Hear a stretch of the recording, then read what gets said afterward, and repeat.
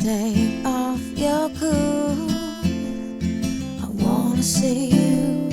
I wanna see you. Baby, don't be so cool. I wanna see you. What's up, family? Welcome to Ask My Odds, where we challenge you to stop playing and start pushing. This is my spectacular wife, Iana. And this is my oh so supportive husband, Ayize. Welcome, y'all. Welcome to Ask the Ma'ats. Who might we be? We be the Ma'ats. Yes, we are. We're married. What do? We give our opinions, we give our advice, and we always answer your questions, but we make sure that we keep it 100% real along the way. So, y'all, today we're going to do what we normally do. We're going to answer a question, and I'm going to summarize this because this is quite a lengthy email, but a very, very, very good question for those of us out there in relationship with folks who got some stuff in my past and some ways of being and some baggage that ain't quite been put down yet, right? This sister has written in, and she says that she has a relationship question. She's married. She's been married since 2004 to the man that she loves so much, her first and only love, and they dated since 1994. So they've been together for a minute. She says, I love him so much, but they're in a very dysfunctional relationship. She says that there is a pattern of what she feels is emotional abuse. And she says this has been present since the beginning of their relationship.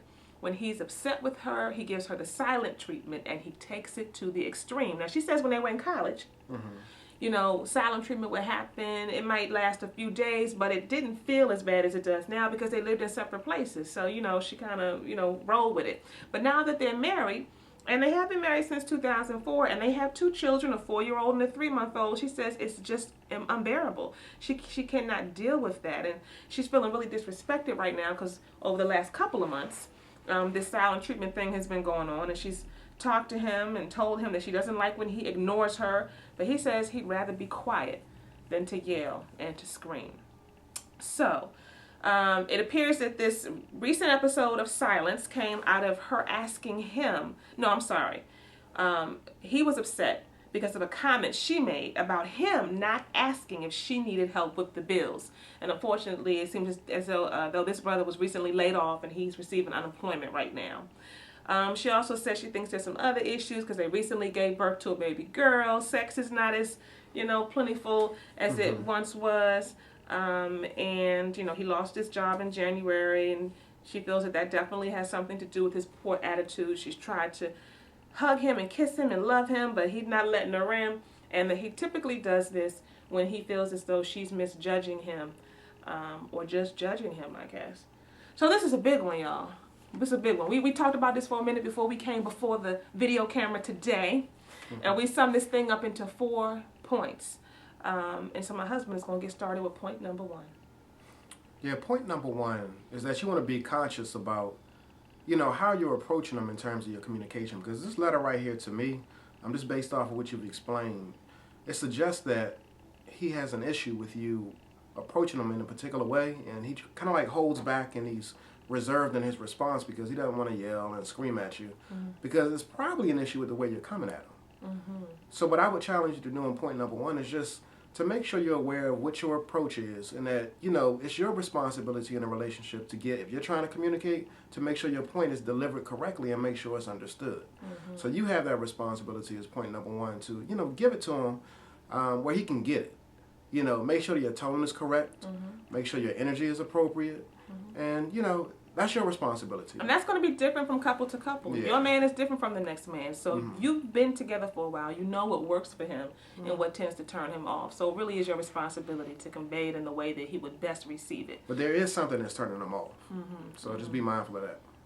Now, that's number 1. Number 2 is this.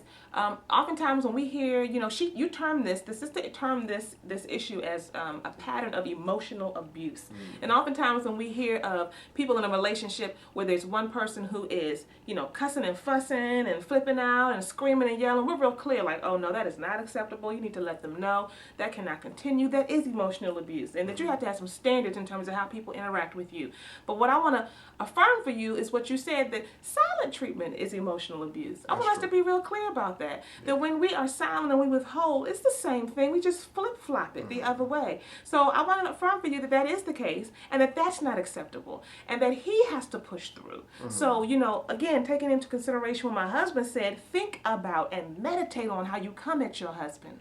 But when you do that, you have to also, in love, be clear about the fact that this is not working and this isn't acceptable. You would be clear, like, you are not going to call me out my name. You're not going to be yelling at the top of your lungs. So the same thing goes here. You cannot be in a shell and walking around the house in the midst of a family. You have 2 young children and sending out this energy of isolation, you know, and rejection. That's not okay, and I am not going to accept that behavior. I mean, especially when it's chronic. There's a big difference between, you know, chronic abuse and just the silent treatment versus taking a break, taking a pause for a minute. Right. So the way you characterize his behavior in this letter is one where, you know, it's over an extended period of time and it's something that's chronic, it's a pattern. That's a lot different from, you know, just say, time out for a second, I need to get a breather. Right. It's a big difference. Right. So yeah, so you do have to take responsibility for holding him accountable there, and understand that if it's 2010 and you know him since 94 and this has been going on, you've been doing a lot of enabling along the way. Had to be in some shape, form, or fashion. I think when someone sends me a letter like this, talking about all of these different variables and something that's been happening over this period of time, I tend to think that it would be good for a third party to be involved, because there's probably some individual work that he needs to do. You know, when we withdraw and we do the silent treatment to the extreme, as you say in this letter, that means we are going into protection and self-preservation. And so if you feel as though you have to go into self-preservation mode, then a lot of times that connects to things that have happened in our childhood or earlier on in life, and it's so automatic, it's such a reflex that I just do it because I'm in protection, self-preservation mode, block it out, go within, so that I don't destruct. You know, I don't want to be destroyed. And I know you feeling like, wait a minute, is it that serious? But for him, in terms of his experience, it may be very subconscious, but it could very much be that serious. That's the kind of work that someone needs to do individually. He may need to do some counseling on his own. So I would encourage you to encourage him to do that. And then for you all to be in counseling at the same time together, or coaching, what have you. We do phone coaching sessions as well. But that kind of thing, I think, may need some real counseling, some real therapy for himself. So I wanted to say that piece. And last but not least. Yeah, last but not least, you just want to consider the fact that you all have a lot going on right now. So cut each other some slack. Yes. Give each other some grace. I know from a male's point of view that, you know, if I've lost my gainful employment and, you know, I'm in a space where I have to be dependent upon my spouse. And you ain't getting none. And I'm not getting none. And you got a baby newborn crying. child in the house. Wow. I'm going to be stressed out. I'm going to be horny. And like I said, I'm very vulnerable right now. And I'm also might be, to some degree, questioning my manhood because I'm not bringing in the paper like I would like to. And me, as a woman, if my husband isn't bringing in the paper, you know, but I'm trying to talk to him about some things, I'm trying to manage stuff, but he may not be reaching out in the way I would like him to help me, or like you said, ask me, you know, how can I help? And he ain't asking because he's feeling shameful. But I want him to ask just to be with me so I'm not alone in this. If I'm feeling all of that, and, you know, and I got a new baby, I'm feeling stressed and overwhelmed. It's just a lot.